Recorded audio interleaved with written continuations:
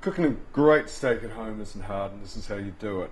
What I've got here, and this applies to all cuts of steak, what I've got here is a very nice piece of New Zealand grass-fed sirloin. It's cut quite thickly, more like a New York cut, and before I put it into the pan, which I'm getting nice and hot over here, not too hot, I want to add a little bit of New Zealand olive oil. And I'll just slosh that around in there.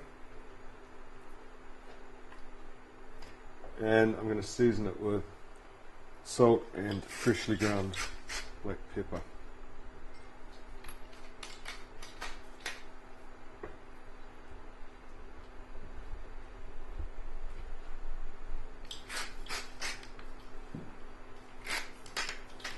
And we're all set to go. When the steak goes in the pan, I want to hear it start to fry, so I need it hot enough to do that, but not so that it's going to burn the oil. And that's what I want to hear.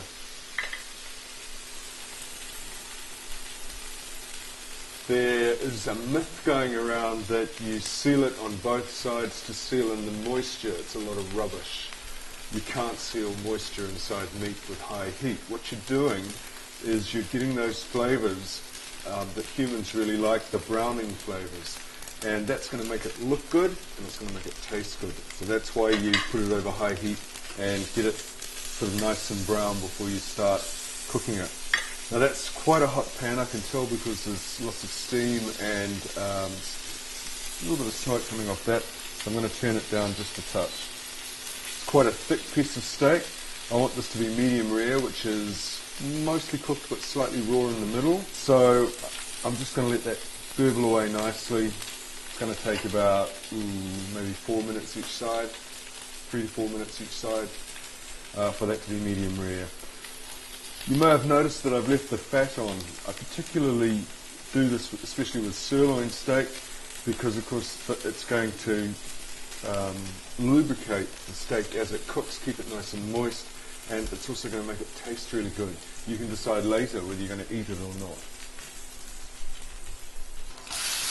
If you do decide that you want to eat the fat, nothing wrong with that, as long as you don't do it every day, just turn it up on its end like that and let it get nice and brown and crisp. Let the fat actually cook through. I'm not going to eat the fat, so I'm not going to worry. Turning the steak basically just slows down the cooking. It's not really going to affect the inside. It's the amount of time it spends in the pan which gives you the degree of cookery. I'm quite a curious cook, so I tend to turn it over because I like to see what's going on. Perhaps the easiest way to tell how cooked the steak is to gently just prod it. Don't squeeze it, and don't be one of those people that loves to poke and squeeze their steak, because you're basically squeezing moisture out of it. Don't do that. But if you want to find out if it's cooked, you just give it a little press, and if it feels soft, it means it's raw. If it's springy, it's starting to get cooked. So what I'm wanting is, I want medium rare. I want it to be a little bit raw in the middle, but when I press it, I want it to spring back quite quickly. It's actually not doing that just yet, because that's quite a thick piece of steak. So I'll just wait for a little while. In fact, I might even turn it over. It's quite a hot pan. Okay, so look, when I press this, it springs back quite quickly. I hope I haven't overcooked it. So I'm going to take that out of the pan. I'm going to leave that just to relax, or as they say, rest, because what I don't want to happen when I cut that is I don't want all the juice and blood to come spilling out of it. So if you let that rest, the whole thing calms down and the juice will stay inside. So here's the delicious pan-fried piece of sirloin, and it's been resting for about 5 minutes. So we'll just slice it open and see where we're at. And there we go. Just on the rare side of medium rare.